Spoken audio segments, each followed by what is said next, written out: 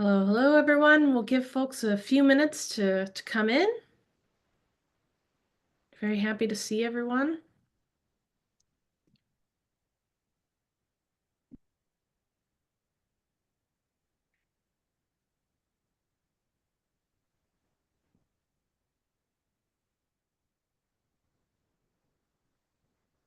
If folks would like, feel free to use the chat and let us know where you're coming in from today. Love to see who's here and from where.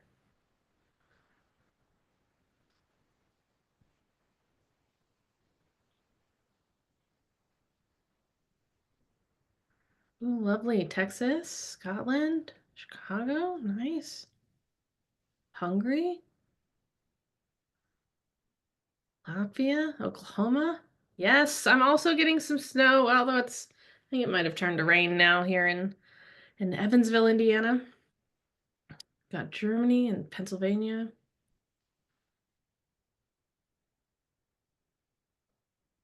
Lovely. Hello, everyone. Let the numbers stabilize just for one more minute or so, and then we'll go ahead and get started.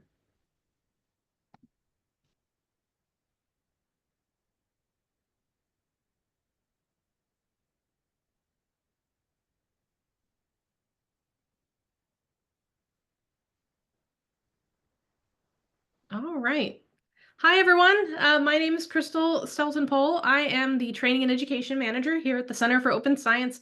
I'm here today with Nikki Osborne of Responsible Research and Practice. Really excited to have her here to talk about what responsible research is and ways that we can engage with it.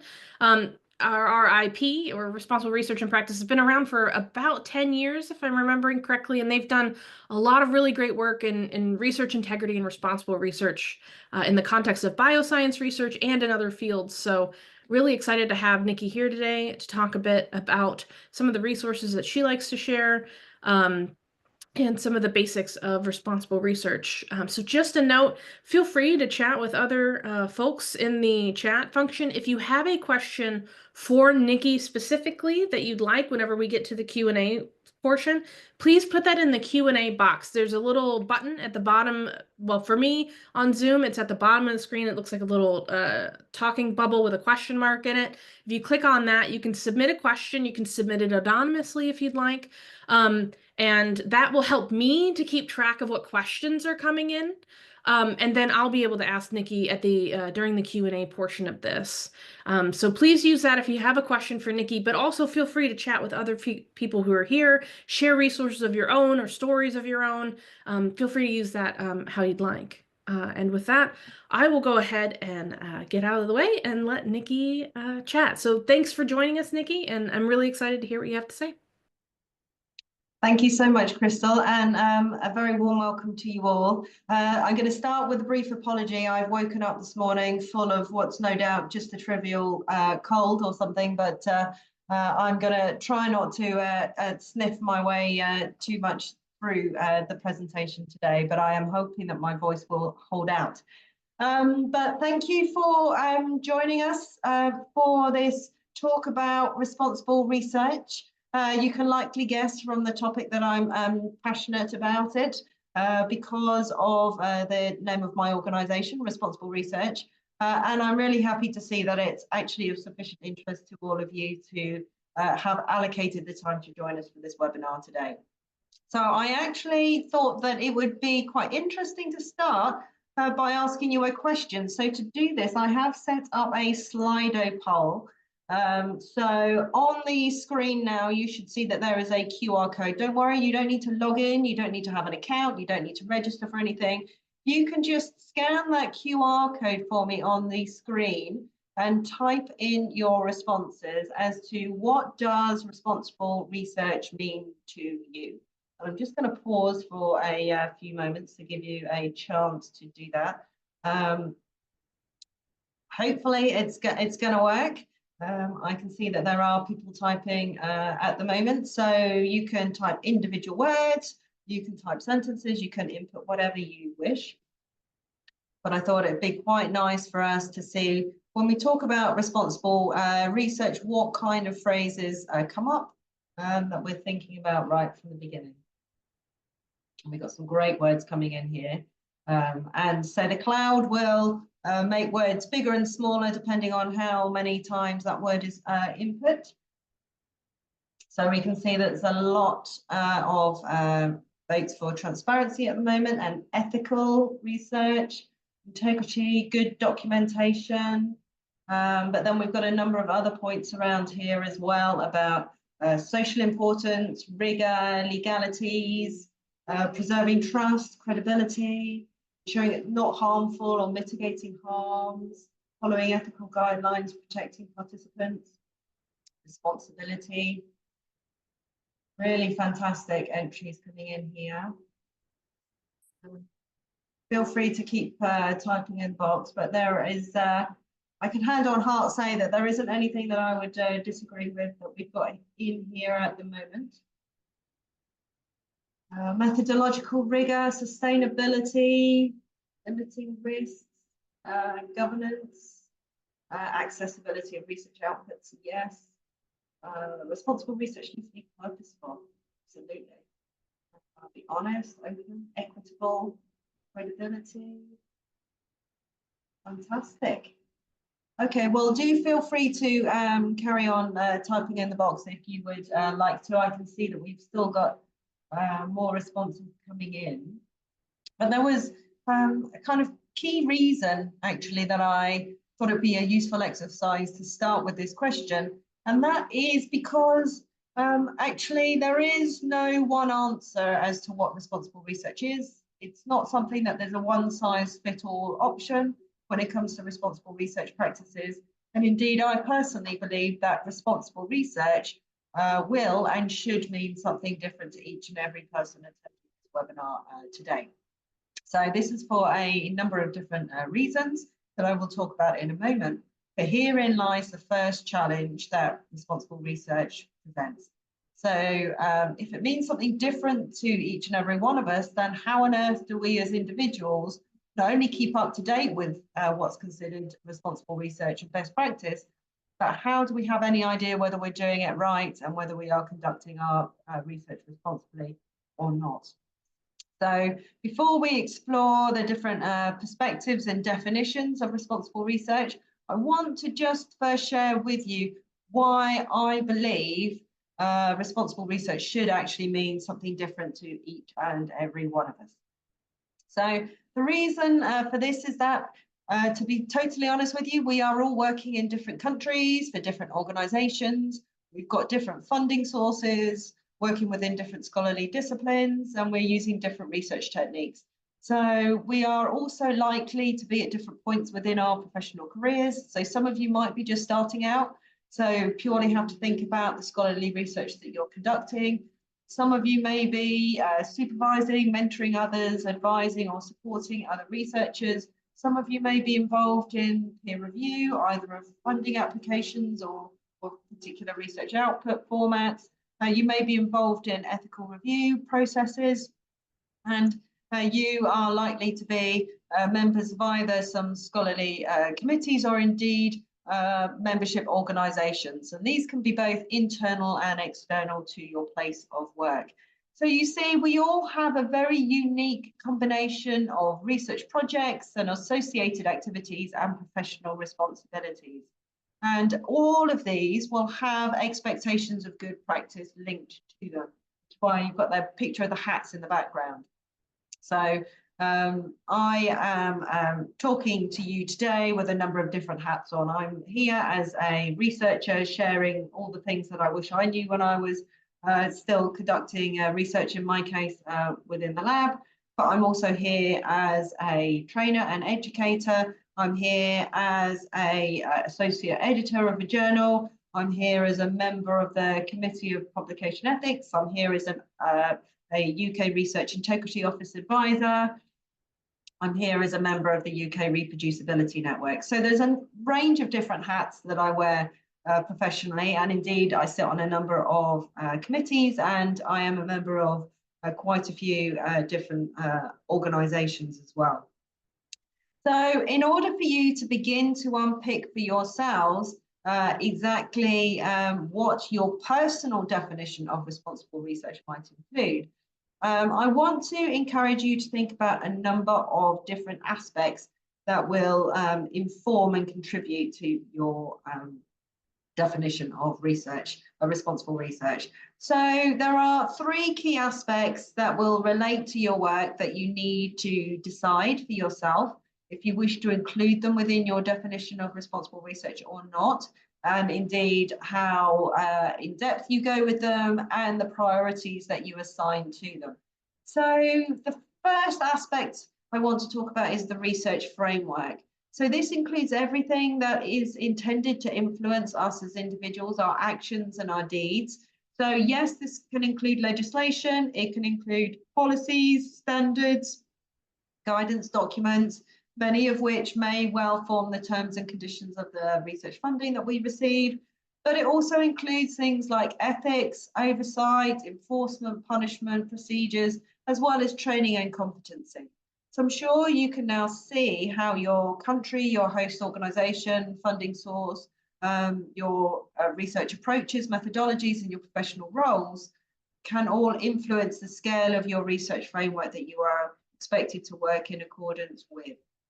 And as I say, you are then free to determine which priorities and which aspects you focus on, because there is an awful lot that will exist within your research framework, and it's probably far broader than you are potentially thinking of initially. So the second section of the umbrella that I have here is all about openness and transparency. So this relates to how we conduct and communicate our research, both within the research community, but also much more broadly with members of the public or society as a whole. So do remember that we, as individuals, not only are we scholarly researchers, but we are also representatives of our research organisations or institutions, and we are also role models for the next generation of scholarly researchers. So the third section and final section of the umbrella here really relates to our research outputs. So, you know, in the early days, this used to purely relate to whether we had peer-reviewed publications or had book chapters, that kind of thing. But it now really encompasses every bit of data, every biological material, samples, research models, reagents, code, software, images, video, as well as all those tweaks and changes and refinements that we might make to our protocols and methodologies, and our adaptations to be incorporated and into the ever-evolving concept of good practice. So all of this can contribute to the scientific knowledge base if we choose to allow it to do so through many different means, of which the vast majority are linked to open science initiatives. Now, as well as considering the relative importance that we attribute to each of these sections of our umbrella within our personal definition of responsible research, we also need to think about how we're going to weave in the core principles of research integrity. So a number of you included ethics and integrity within your current thoughts on what responsible research means to you. So I just want to very quickly go through the core principles and think about how these themes may play out. So honesty, I mean, there's no order to these principles, but honesty is about having honesty in all aspects of our research, including the presentation of our research goals, our intentions, and our findings.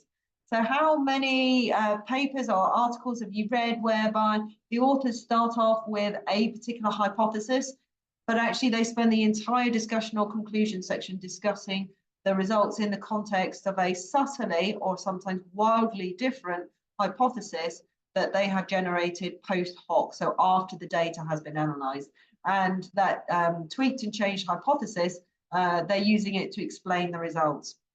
So, you know, if we're reporting this honestly, we need to be making sure that the hypothesis that we're discussing at the beginning is the same one that's discussed in the discussion or the conclusions. Of course, hypotheses can change, no problem with that, but we need to be really clear where we've changed it as a result of the knowledge we've gained from the data or the results or the information that we've got through the study, because that revised hypothesis is still yet to be tested. It's also about honesty in the reporting of our research methods and our procedures. So again, it's really common for us to tweak our approaches as our studies progress, as our experience and our knowledge with particular methodologies grows. But then when the work is being reported, actually the whole evolution process is ignored. We present the final methodologies, approaches with all those tweaks and refinements and changes. We report it as a fait accompli, as if we've never done anything different. Again, that doesn't help in bringing other people on the journey with you. That doesn't help disseminate best practice. So again, we need to be honest in reporting our methodologies and that as they were at the beginning, and then bringing the readership on the process with us so that they can learn by the tweaks and changes that we have made as well. It's also about honesty when conveying our interpretations and in making justifiable claims based on our findings. So again, how many manuscripts have you read whereby the limitations of a model, method or technique are not discussed? There is growing numbers of authors that are including this, but it's still very much in the early days. And now, how many of you have read studies whereby the findings have been over extrapolated to illustrate some translational value that perhaps doesn't exist? So, there's a lot of work out there using cell lines and samples or animals indeed of one gender or another that the results are extrapolated to both sexes or indeed to broader populations. There's a lot of work out there using genetically altered animals, and if they are inbred, then those animals have really tightly defined, genetic fingerprints to them. And so actually the results are only directly relevant to other populations with the same genetic coding. Whereas if we're working with genetically outbred strains, then they are much more genetically diverse and maybe more representative of the diversity within other populations. So in terms of rigor, this is about adhering to agreed protocols and thinking about potentially confounding factors such as treatment order effects, variation in equipment, times of days, the involvement of different individuals within the research. If you're doing stuff on different days, if you've got different cohorts, how to take all these kind of things into account within the experimental design. But it's also about rigor in drawing interpretations and conclusions from the research and in how we communicate the results. So all of this is within your control because it's about how you choose to conduct your research, and it's about not taking shortcuts. So making sure you take the time to design and plan your studies properly. Transparency and open communication. It's not only a kind of section on the umbrella there, but this is also about declaring potential competing interests, reporting your data collection methods, and openness and transparency in your analysis and interpretation of the data. It's also about making all those research findings accessible and widely available. So this includes publishing or otherwise sharing negative or null and inconclusive results to recognize their value as part of the research process. And if we are conducting our studies in accordance with best practice, then whether our findings are as we expect them to be or not, we should have equal confidence in them. There can be there's asymmetric attention where we particularly drill down into results that we weren't expecting, and then we give results that have come out as we had hoped, as we had expected, a free pass. So care and respect is on here because this is about not only the participants in the research, but also care and respect for the users and the beneficiaries of the research. So it's about acknowledging societal concerns and respecting the spectrum of views regarding different research practices. Some of the work that you may be involved in may give rise to ethical issues, including research that involves animals or chimeras or indeed human embryos, genome editing, that kind of thing. So as researchers, we need to show care and respect not only for the integrity of the research record, because it provides at any given moment a snapshot of what our knowledge and our understanding of research concepts are, but it also demonstrates to others what we consider constitutes contemporary best practice. But we also need to have care and respect for the fact that each and every one of us is a representative of the research community as a whole. So we need to show care and respect for the reputation of the research community, as well as our capacity as role models to inspire the next generation. And then the last principle on here is that of accountability. So this is about taking responsibility and being accountable for our own actions and for our collective responsibility to create research environments and cultures in which each and every one of us feel empowered and enabled to take ownership of that research process that we choose to engage in. So this means playing our part in ensuring that other individuals and indeed the organisations we work for are held to account if behaviour falls short of the expected standards. And if appropriate, individuals and organisations receive support to do better. So this last aspect is really crucial because research, whatever your field and discipline, wherever in the world you are, is most effective and impactful when conducted as part of a team. So even if your particular group comprises of you, maybe one or two others, you will have local or other team members made up of your peers and colleagues, technicians, managers. You will all be part of a bigger, perhaps global team, maybe involving collaborators and competitors that you share a common approach or technique or methodology with, or perhaps you are joined with others because you're studying the same disease or a mechanism or a pathway or a particular societal issue. So whilst you may not see the members of these bigger teams as often as you do those people that work in the same building or organisation as you, you are still contributing to these teams and your contribution can still be influential. So awareness of what constitutes best practice in the context of your work is on its own not enough. And that's because all of this, in essence, it's just words. And no matter how passionately or vehemently we as individuals agree with these words, what matters, what makes a difference is actually our actions. So I want to now share with you my personal definition of responsible research, because there's three aspects that we need to be aware of. So for me, responsible research is about understanding how to conduct research responsibly. It's about recognizing what that means in practice and having the confidence and the competence to be able to act with integrity to make honest and ethical decisions when it matters. So for us as individuals to be truly capable of conducting responsible research, we need to be able to mentally tick off that we have achieved all three of these conditions. Now, I don't offer this definition to oversimplify things or to imply that responsible research is easy to implement. It absolutely is not. Instead, I'm sharing this definition with you to give you the opportunity to assess for yourselves how well you are currently achieving these three conditions. So there may be some aspects that you feel you've totally nailed, you've got sorted, you've got covered. There may be other aspects that you feel that you have a little bit of room for improvement. But what I hope this webinar will give you is the opportunity to reflect upon where you are in your personal responsible research journey, such that you can define what responsible research means to you, you can identify your current strengths and weaknesses, and you can feel empowered to take ownership of your scholarly research conduct as a result of the insights that you have gained. Because knowledge and awareness of legislation, policies, best practice guidelines, recommendations, etc., it is a necessary part of the responsible research process, but it does not automatically translate into understanding what you need to do and when to be able to fulfill those expectations and requirements. Generally, there's very little disagreement as to what best practice looks like.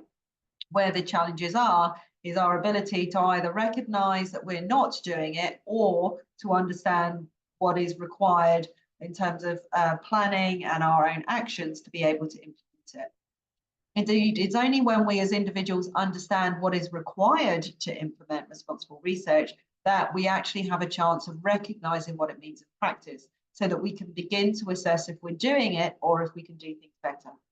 But also bear in mind that what responsible research means to you will change as your studies progress and as you further your career by taking on new or different roles and responsibilities. So defining what responsible research means to you is not something that you think about just once within your career. It's something that we should all make time to reflect on with some level of frequency, once a year or more. Because another challenge when it comes to responsible research is the fact that best practice is constantly evolving. So the goalposts and the definitions of what constitutes responsible research is constantly moving. So you see, understanding and recognizing what responsible research involves are essential if we as individuals are going to possess the ability to act with integrity and to make honest and ethical decisions at the point that it actually matters, can make a difference. But when you're planning, designing, conducting, or disseminating research, without the skills and the confidence to implement responsible research practices, we can be passionate and we can be motivated to do the right thing at the right time, but we can still fall short. And I know from my own personal experience, you know, when I was a lab researcher, I can hand on heart say I did absolutely everything I could do to be the best researcher and conduct the best research that I could.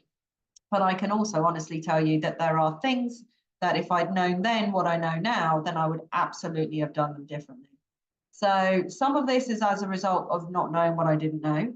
And some of it is due to the changing in best practices. But one thing is for sure, the closer you can follow best practice and implement it, whatever that means in your research discipline with your chosen approaches, the greater the gap you are creating between yourself and the common practices that in time may become poor practices and in more time may actually be considered malpractice or misconduct.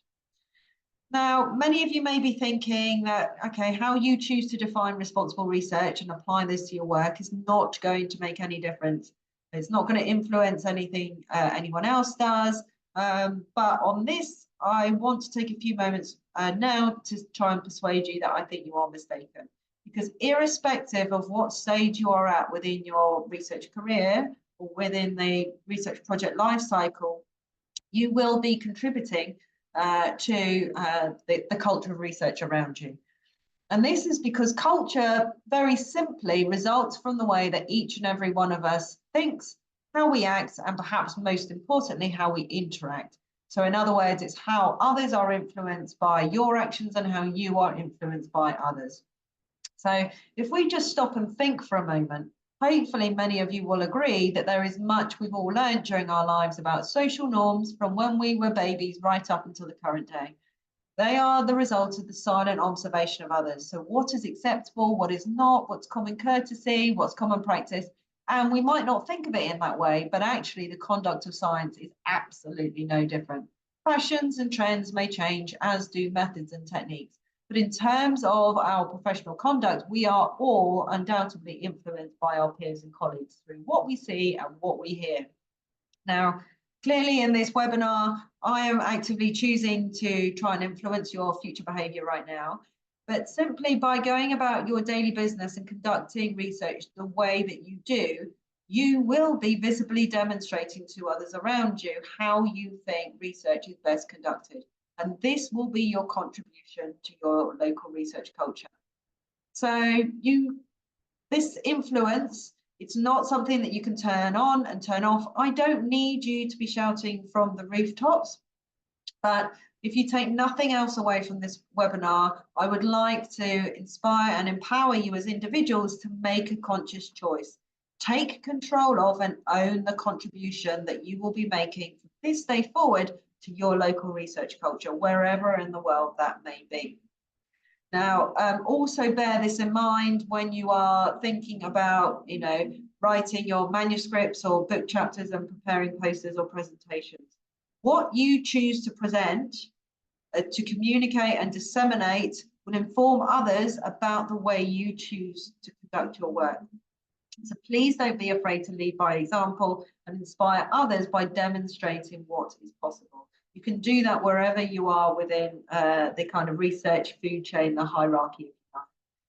So to help you, I want to share with you what I consider to be my 6-step checklist for responsible research.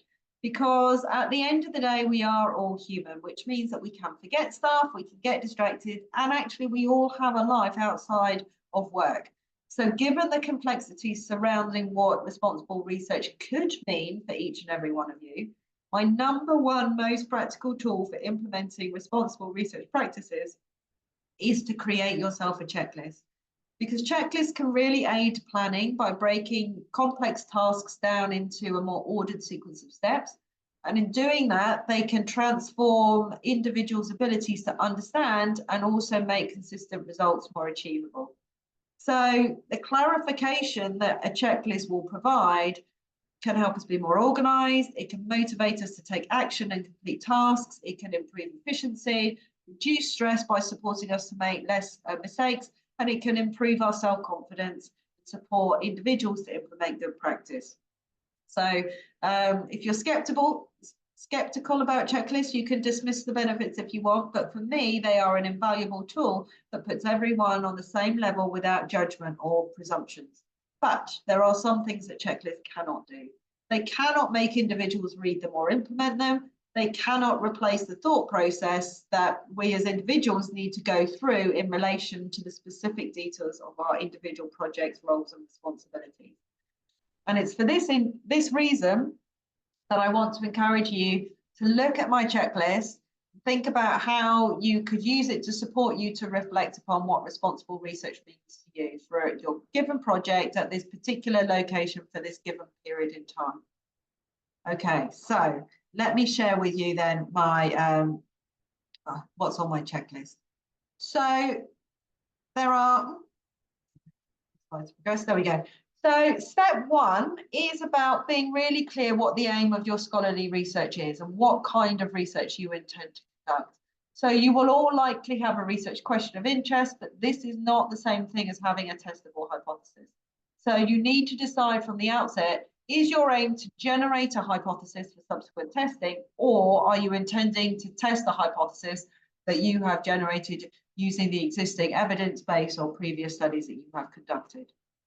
You need to know this from the outset because it will impact your sample size and other various aspects of your experimental design. So step two is about checking that you are planning to use the most appropriate research model, method, or technique within your study. So this may be the same as others working around you or the ones that you're most familiar with, but that is not a given. So you need to start off at the right track. And the best way to do this is to review all of your options so that you're clear why you're doing what you're doing the way that you are doing it. Because poor construct validity is a really common issue. So construct validity is the extent to which the test, the methodology, or the study measures the concept or the construct that it is intended to measure.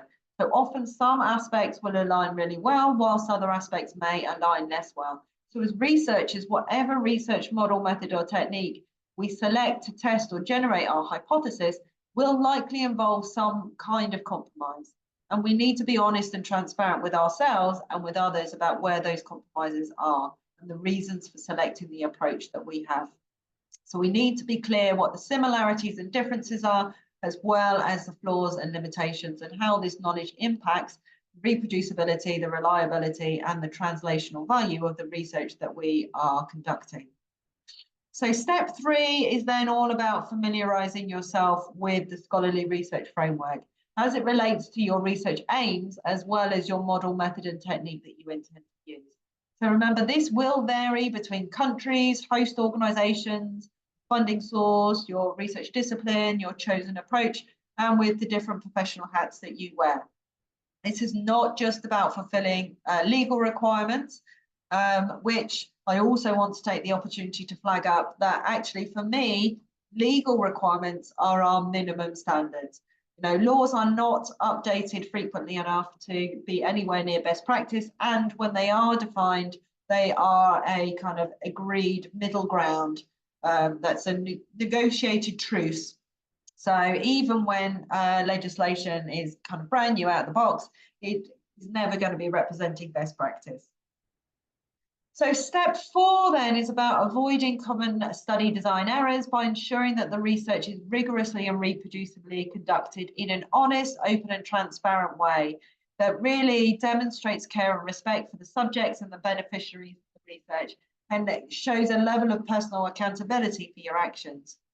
So this is where your knowledge of existing literature will likely influence how you do or don't choose to conduct your study, especially if you think critically and can identify issues with internal or external or constructive validity in other people's work. So step five then is about minimizing waste and maximizing the benefits of your scholarly research by critically reviewing the reproducibility and translational value of your previous study results, as well as those generated by others using the same model, method, and technique that you intend to use.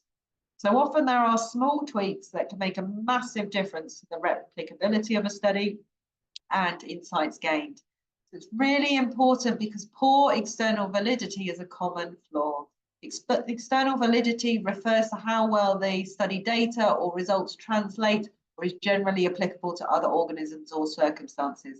So this determines how well as researchers we can justify extending or extrapolating the results to an even broader population. And it's massively impacted, as I said earlier, by publication and gender biases that are prevalent to some degree or another within most, if not all, scholarly disciplines. So we've got to step 6 then, and this is about taking everything that you can learn from your research study. It's not just about collecting your results and analysing them and thinking about how they relate to your hypothesis that you're generating or testing. It's about applying the new information to inform your next steps. Think about what went well, what went not so well. Are there any adverse or unexpected events? If so, how quickly were you able to identify them, and were you able to react? Is there anything that you can learn from that you can do differently next time? And it's about thinking about what changes could you implement and then assess to see whether they make any difference or not. Okay, so I promised that I would share with you some links for further information and resources. So in the last few minutes, before we go to Q&A, I'm going to do that, but I am going to give you heads up that actually I have decided there's not actually that many already within the slide deck, because I'm hoping, it looks like there's been some interesting questions come in the Q&A, but I'm hoping that in your questions, you're going to flag up to me so that I can tell you verbally or type in the box what particular resources may be relevant to you. But the first one I wanted to make you aware of is that I run a responsible research webinar series, and the webinars happen live once a month, and those live webinars are free, but those webinars, as with today, are recorded and they are then made available to watch on demand. You can still download the handout, and you have to pay a token of £5 to pay per view, but you receive a certificate of attendance that is validated and you can use for claiming CPD hours and for CPD purposes. So in fact, the February webinar, this month's webinar, is actually taking place tomorrow, and we will be joined, or I'll be joined by Professor Emma Robinson, and she's introducing the 3H initiative, which is about improving the well-being of rodents and research. So if that's relevant to you, please do visit the website. It's not too late to register, but we've got a couple of hundred that are due to attend that at 2 o'clock tomorrow.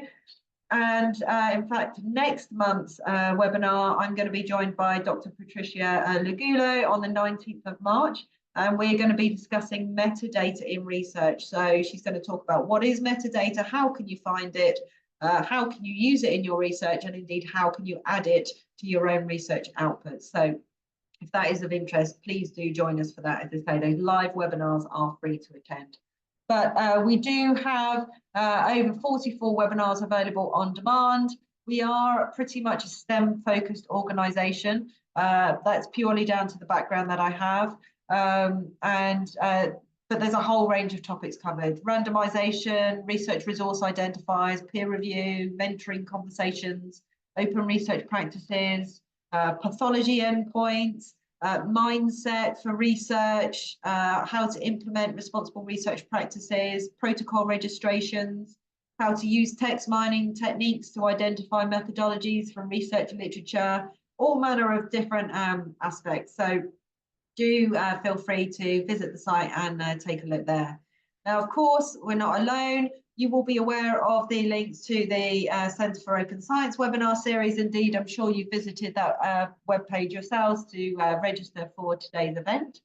But I don't know how many of you have taken the opportunity to scroll down. There is currently 78 different open science related webinars that are available on demand there. You can also access them from the YouTube channel. So again, please don't underestimate. There's lots of topics that have been around for quite a while. So these webinars are recorded and made available because in those webinars, there are experts that are talking and they are sharing all manner of free advice, hints, tips, tools, and resources.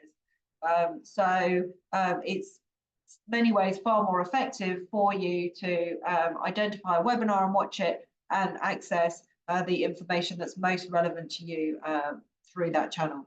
Now, I am also, I mentioned at the beginning, a member of the UK Reproducibility Network, and I am a massive fan of some primer documents that are crowd-authored by members of the UK Reproducibility Network. Obviously, there are reproducibility networks all around the world. I've given you links to the primer page on the UK Reproducibility Network homepages. So there are details of practical how-to advice to implement principles of open and reproducible scholarship throughout the whole research cycle. And the Reproducibility Network specifically pride themselves on generating resources that are not just STEM related. They are inclusive of all arts and humanities and social sciences as well, because I know that actually there can be a kind of shortness of resources in those areas. So if any of you are working in arts and humanities and social sciences, I wanted to let you know that they are there. So there are currently 12 research primers for researchers, and there are 6 open research primers in case any of you are professional services staff as well. So if you're not sure where to start in terms of identifying your personal research framework, then I also wanted to flag up to you fairsharing.org. So you've got a screenshot here of the homepage from where you can see that there is a collections tab. So if you click the link on that homepage, you will find collections of standards and databases and repositories that exist, and you can find them according to your research discipline, according to your funding source, according to your host organizations, or indeed according to journals or publishing bodies. So you can use fairsharing.org to discover databases, repositories, knowledge bases that are relevant to your research interests. It can help you meet policy requirements by using fair sharing to help you select the right resources as required by your funders or publishers, or maybe relating to particular projects that you're involved in, or institutions and other organizations. So fair sharing can also support you to use the most appropriate standards to describe and report your data. And so whether this is according to the databases selected, and it can also help you choose deposition resources where your data is uniquely identified according to your type of data or your domain, or indeed your access needs. So these are the most broadly relevant resources that I could think of, because obviously I have no way of knowing who was going to turn up today. So please do feel free to ask questions so that I can tell you about resources that are perhaps more relevant to your research disciplines and fields. But with that, I just wanted to share with you my contact details and the various social media platforms that we are on. So I do share freely available tools and resources and open access resources frequently through those social media channels. So if you found today's webinar helpful or interesting, then again, feel free to follow me or get in contact and start a conversation. And with that, I will open the floor, and I'm sure hopefully Crystal will tell me that there are some questions in there, because I haven't been keeping an eye. Just stop talking for a minute so you can tell me what there is. Yeah, hi. Yes, thank you so much. Yes, there's some really interesting questions that have come in through the Q&A. The first is kind of related to responsible research, but also publishing. And so the question is, if you can speak to the difficulties of researchers dealing with things like predatory journals and how that relates to honesty and transparency. Yeah, that is a great question. And I, like everyone else, is constantly getting these emails saying, hey, we saw you said about this, or you did this talk, or you presented this poster, and you've been at this meeting. We'd love you to submit an article, etc. So I'm drastically trying to remember what it's called. So Crystal, do help me help here if you remember. There is a particular website actually that you can type the name of the journal that has contacted you in, so that you can find out whether they are a known predatory journal or not. But I have to say, what I personally generally resort to is if my email server has already sorted it out into the junk, I tend to leave it there. So that does massively reduce what comes into my inbox and I have to face. So that's probably the simplest way for as researchers to avoid that, because generally we don't have difficulty if we've got work. There will be a platform for it. But of course, even on the Open Science website, I encourage people to use registered reports and such like. So there are other resources and that you can use as well to find known journals for particular fields. But there is a bit of a quandary as to when to publish your research in a discipline specific journal and when to potentially go for a kind of high impact, more broad readership journal. And again, there isn't really any hard and fast rules for that. But what I always say in terms of, I mean, obviously it's very easy for us as researchers to know that we're not fabricating and falsifying our data in bits and pieces. But if you are collaborating, whether it's people within your organization or elsewhere, I would always make sure that you have included in a conversation when you're setting up the collaboration, how other people are going to check your data and you're going to check theirs. Because once your name is on that shared article together, then you are saying that you're happy with the veracity of everything that's included within it. So there are things that we can do up front to start a conversation and make sure that some of those things are clear and organized from the beginning. But it is much more difficult to, either as individuals or organizations, to have access to tools and resources to be able to check the validity of other people's work. But generally, if your gut instinct is that something looks too good to be true or it isn't quite right, then actually I tend to go with my gut. But I appreciate that's something that actually over time, maybe you develop a bit more confidence with that. I don't know if that answers the question, but let me know if not. Yeah, so some folks mentioned in the chat, Bayal's list is historically was a list that was used to kind of identify predatory journals. The list was a bit controversial with some of the listings that were in there that were maybe borderline cases of whether they're predatory or not. And it's no longer being maintained. I usually, somebody else mentioned, I usually direct people to the Directory of Open Access Journals, or DOAJ. And so we've got a link to that as well. And then a great suggestion to also ask your librarian if you're unsure, if you have connections to an institutional librarian they know and can look stuff up. So yes, so that's good. Someone else asked, so sometimes, sticking to standards of good scientific practices can result in not being successful according to, whatever the current academic system, reward system is. And in some cases, it can even, threaten your career, or for you to, potentially lose your job. And so I'm curious if you can speak to that, either experiences of you or any of your trainees, or anything like that.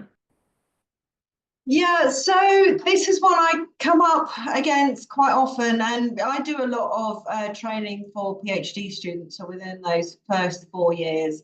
And it's an interesting one because, my experience of PhD students and those early on in their career is that they are open to different approaches. They haven't got set ways of working, etc., and set patterns and that, but often we'll talk about best practice. They get it, they want to do it, they go back to their labs, and then they've got a supervisor or someone who said, well, that may well be, but actually you're in my lab, so you're going to do it my way, and this is the way that we do it. And so I have actually, it depends on who else is around. So I have had PhD students. So, for example, there's a field of neuroscience research where there is huge gender bias in the literature, and this individual, she worked within a group where they only use females. But she understood the principles that actually, the neurological conditions are equally prevalent within males and females. So actually, she should be incorporating both sexes within her study design. Now she had other postdocs and that within the lab who also agreed with her, but they went again to the supervisor as a group, and he was like, no, this is the way we've always done it. But actually, by finding a friendly kind of companion at a local level, whether it's within your research group or not, it can help you think outside the box a bit more. Sometimes it's just ways of communicating it to make it appear that it's the other person's idea and they're a bit more accepting of it. Sometimes it's about making a case that, okay, right, well then fine, can we do a pilot?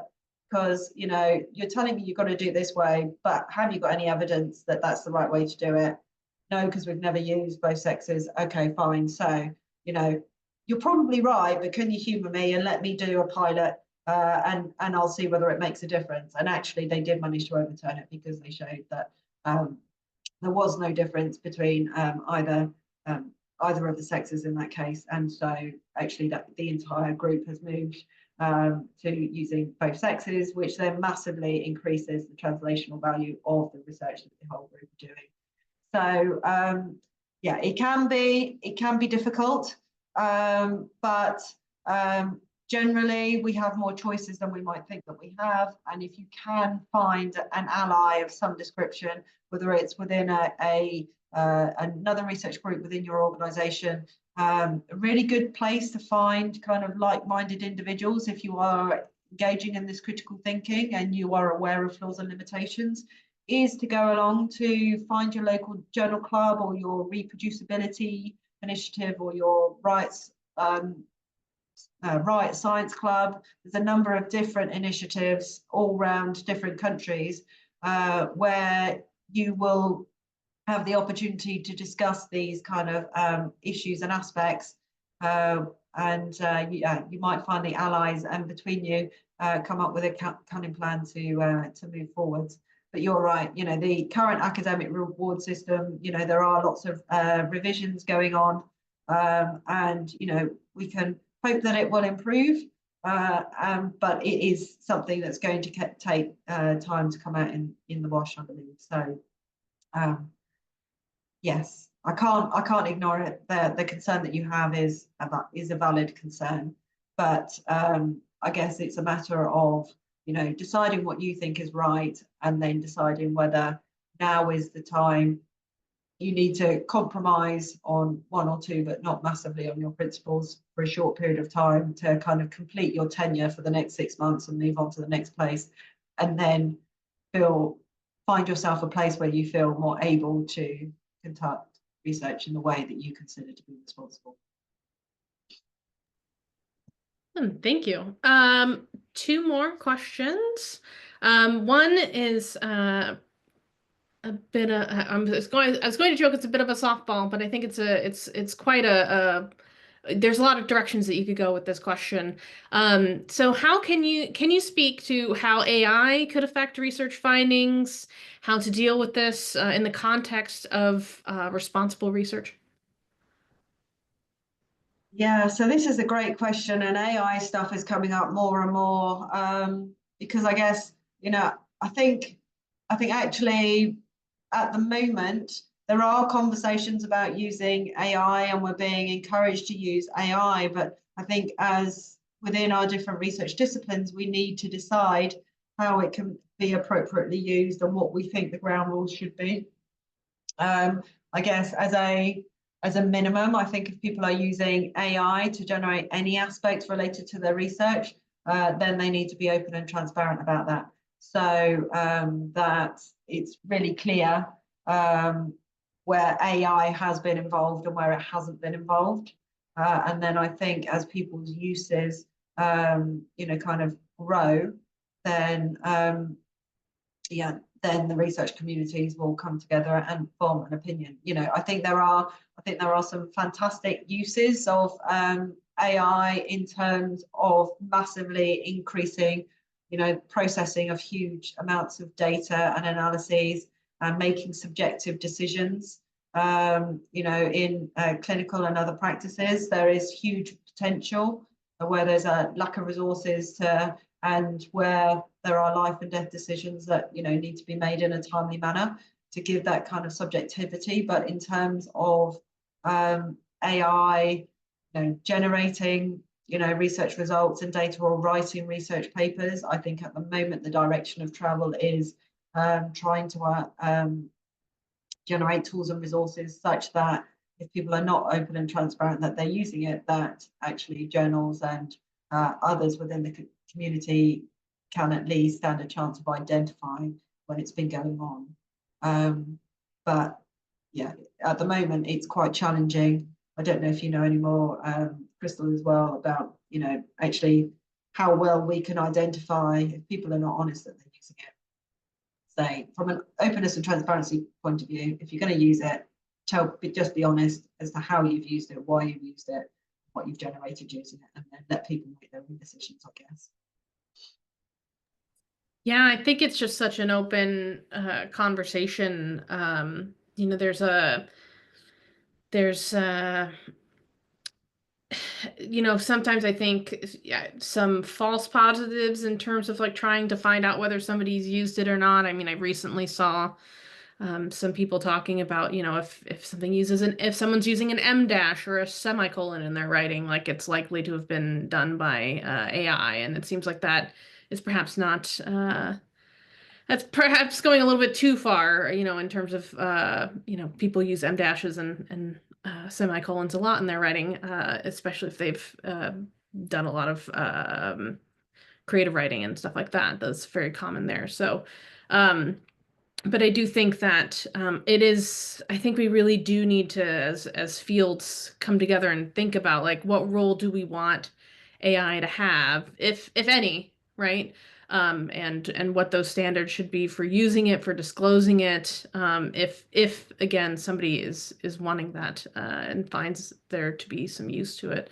Somebody said that that might be a good future webinar topic, and I agree it would be great to get some experts in the development and also in the ethics of all this to kind of weigh in on this. It's not a topic that I have opinions. I have opinions on it, but I have not paid a lot of attention to the most recent updates. Yeah. But yeah, a nice perhaps final question. Do you have any advice for someone that's interested in a career in responsible research infrastructure?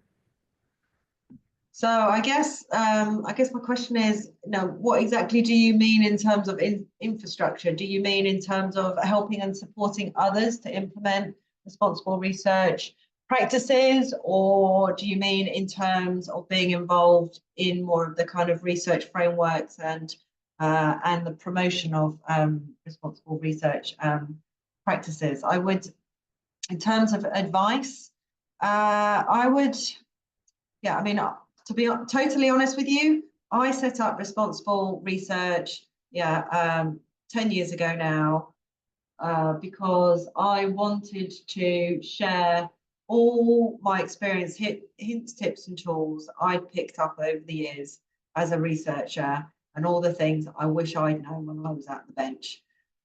Because and my rationale for that was, you know, when I was a PhD student, there was just me and my PhD supervisor. So her habits became my habits, whether they were good, bad, or indifferent. That was the way it was. But when I left, she did such a great job that I was replaced by 3 PhD students. So, and I was postdocing nearby, so I know that those PhD students were had much more time by themselves. And did not have the level of supervision that input that I had, and they actually were almost competing for time. They needed to have results, so if stuff didn't go to plan, then they were feeling stressed and pressured to, you know, try and work things out for themselves, when actually they almost should have had the higher priority to have time with their supervisor to look at what they'd done, you know, tweaks and changes that they could make and why it was going on, whereas actually the time to get the time with the supervisor, they needed to have the expected results, etc. So that's really why I got into it. I think if responsible research is something that you are passionate about, then there will be a place for you. And in my experience, it is that passion that comes across and that will inspire others around you. So if you are in a position and you feel able to kind of talk to others about the things that you've learned, then, you know, I would always definitely encourage individuals to kind of find a way to share their learning. There's loads of free ways of doing it, whether it's blogging or posting on social media channels or videos or whatever your particular communication niche is. In terms of getting kind of paid work, well, I spent ages waiting for that dream job to come up, and it never came up, which is why I was like, okay, fine. Let's see if I can make something happen. But there are definitely, there are many individuals out there that want help and support to implement responsible research. So if you can upskill yourself and make sure you're very knowledgeable in all the tools and resources that exist for particular disciplines. I've certainly spent 10 years focusing on actually what it means in practice, because for me, people have very little disagreement as to what best practice looks like and what responsible research conduct is. Where they're struggling is in that translation of all those words and the policies and the guidelines and the documents, and what that means in terms of their day-to-day practices. And you know, we've got a reproducibility crisis, which everyone agrees with, but it doesn't mean that you automatically are able to identify where your own personal practices could be tweaked or improved. Because, you know, hey, I've clearly contributed to it in the past. I'm not going to duck away from that. I didn't do it deliberately, but I'm as guilty as the next person, and likely having generated results that may not have stood the test of time. I don't know, Crystal, do you have any other thoughts and ideas on that? Yeah, I mean, I think we're in an interesting time, and that I also like, for my position where I'm at, you know, I'm the training and education manager for the Center for Open Science. This position didn't exist when I was in grad school. So, you know, I think more and more organizations are learning about the importance of openness, transparency, rigor in research, and that these things are shifting, and hopefully institutions continue to invest in that. I know, I guess really quickly, I know we're a little bit over time, but I have some acquaintances within my field of psychology that their institution now has a reproducibility officer, or I don't know what the exact term for it is, but before they submit to a journal, they can have the person go through and try to reproduce the results of their manuscript, and they produce actually a short report that says, here are the things here's what I was given, here's what I tried, and here's the success of that. And they can actually submit that with their submission to a journal. They can include this reproducibility report, or they can add it to the OSF or Zenodo or whatever platform that they're using to show that somebody has independently reproduced their results. And so this is some that some institutions here and there are starting to have positions like this, and just testing out like what the demand for that is. And so, you know, I think it's a growing field, and there are people that are trying to be creative in the ways that they are meeting these challenges. So I'm interested to see how folks continue to work on this. Thank you, Nikki, for being here. Thank you all for coming. The recording for this will get shared since you've registered. It'll get emailed out usually within a few days after today. We'll also have some resources. We'll have the slides. For folks, if you thought that this was interesting, you know, please do feel free to sign up for other events that we have. We have other webinars, and we're constantly adding to them. We host a lot of these each year. And if you scroll down to the bottom of our webpage, there's also an opportunity to join the mailing list, so you can actually get emails updating you about when cool events and stuff are happening. So yes, thank you for coming. Thank you, Nikki, for sharing with us. And we hope to see everyone at a future webinar.